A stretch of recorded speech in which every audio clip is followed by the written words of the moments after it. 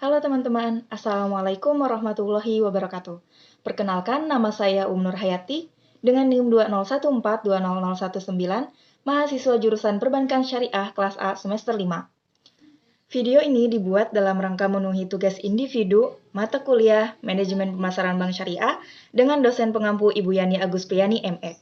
Dalam kesempatan kali ini, saya akan menjelaskan terkait materi mengidentifikasi segmen pasar dan penetapan pasar sasaran. Jika berbisnis diibaratkan sebuah kereta, maka segmen pasar adalah lokomotif yang menentukan kemana bisnis akan berjalan.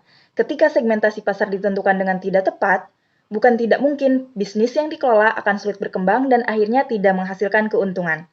Dalam dunia perbankan, segmentasi menjadi sangat penting dilakukan, utamanya setelah persaingan meningkat.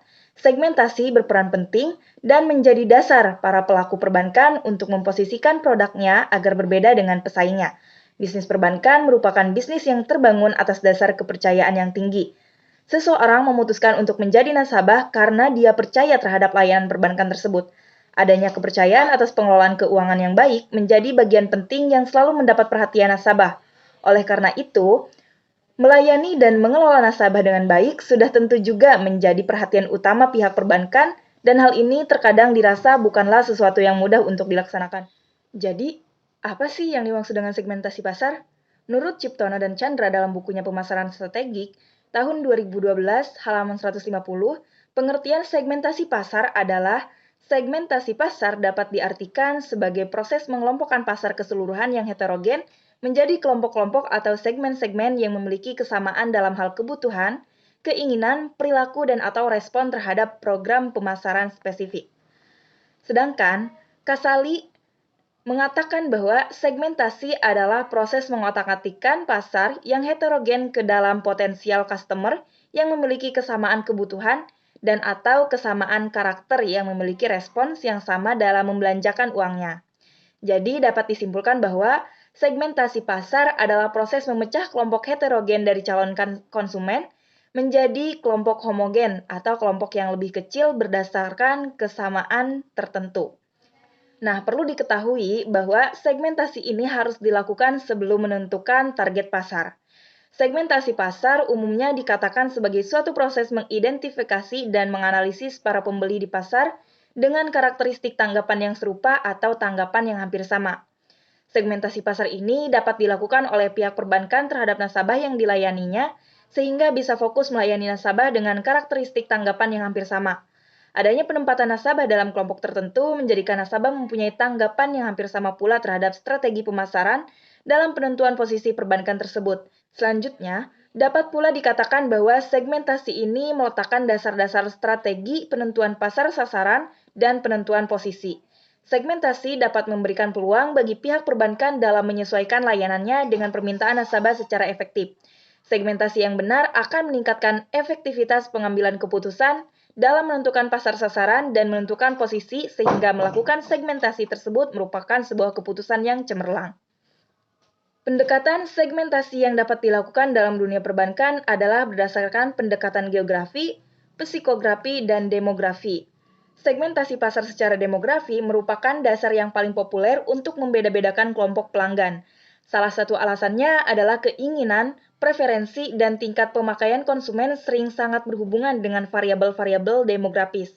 Segmentasi demografi merupakan pembagian pasar ke dalam kelompok-kelompok berdasarkan variabel-variabel demografi, seperti usia, jenis kelamin, jumlah keluarga, daur hidup keluarga, pendapatan, pekerjaan, pendidikan, agama, ras, dan kewarganegaraan atau kebangsaan. Adapun kriteria segmentasi yang efektif diantaranya yang pertama dapat diukur. Segmen pasar perlu diukur dengan dasar volume atau nilai penjualan. Hal ini membutuhkan riset pasar yang andal dan mampu mengidentifikasi ukuran segmen pasar. Dengan begitu, tingkat akurasinya masuk akal. Selanjutnya, pelaku bisnis dapat menentukan fokus mereka ke pemasaran segmen tersebut. Yang kedua, substansial. Kriteria selanjutnya adalah hal yang berkaitan dengan substansi. Pada intinya, membuang anggaran pemasaran ke dalam pasar yang tidak cukup besar tidak perlu dilakukan. Hal tersebut hanya akan membuat boros pengeluaran. Yang ketiga, dapat diakses. Ketika seorang peneliti melakukan riset dalam segmen pasar, ada baiknya peneliti mempertimbangkan bagaimana audiens bisa mengakses informasi mengenai produk dan perusahaan peneliti. Kenali kekuatan dan kemampuan dari divisi pemasaran pada bisnis peneliti tersebut. Yang keempat, dapat dibedakan. Pada dasarnya, segmen pasar yang bagus dan ideal harus homogen secara internal. Artinya, semua pelanggan di dalam segmen tersebut mempunyai sifat dan preferensi yang sama. Namun, secara eksternal, segmen tersebut adalah heterogen.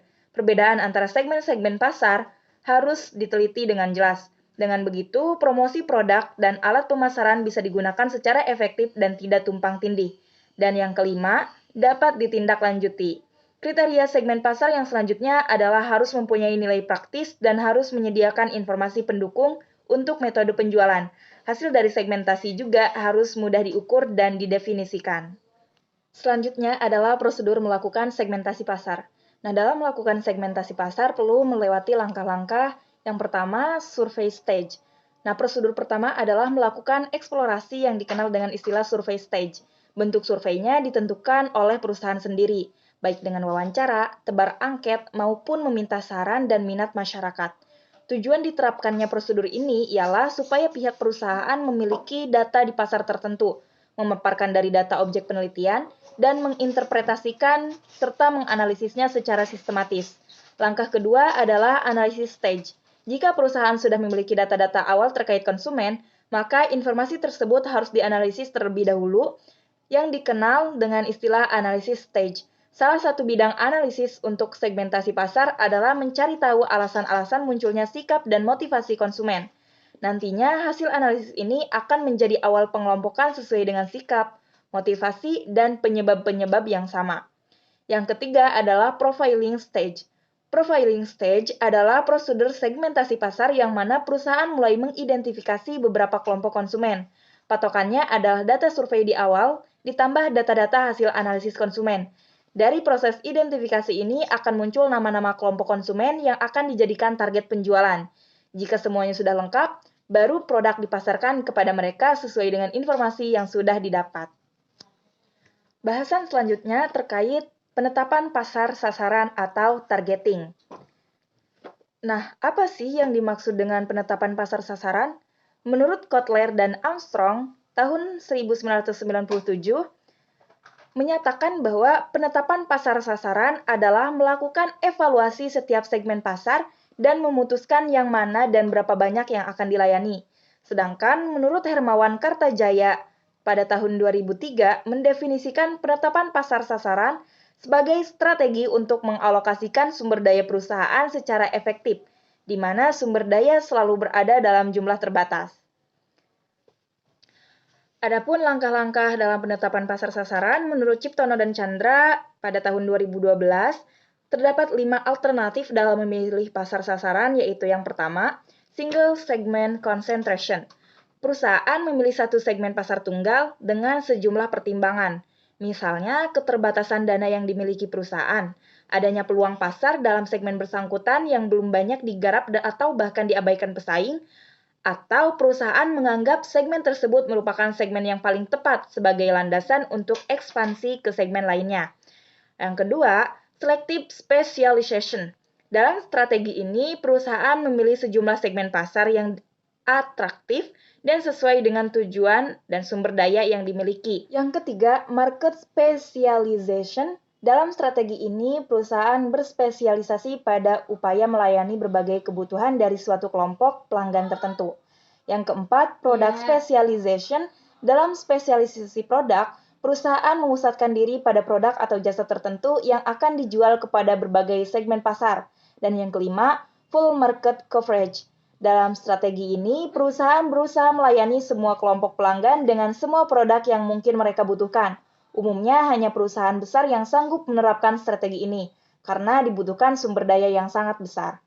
Baik, itu saja yang bisa saya sampaikan terkait mengidentifikasi segmen pasar dan penetapan pasar sasaran. Jika teman-teman ingin menambahkan, silahkan cantumkan di kolom komentar.